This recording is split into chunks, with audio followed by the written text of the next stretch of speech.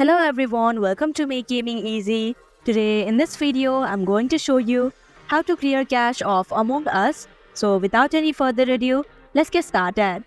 First of all, open Settings application. Now scroll down your screen. Then tap on Apps option.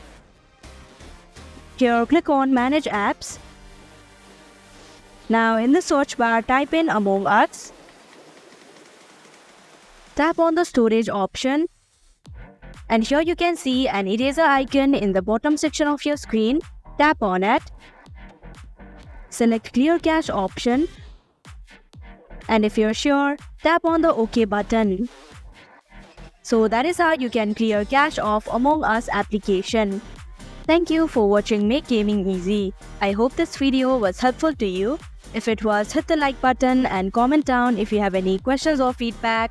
Also, if you are new to our channel, subscribe and hit the bell icon so that you don't miss our upcoming videos.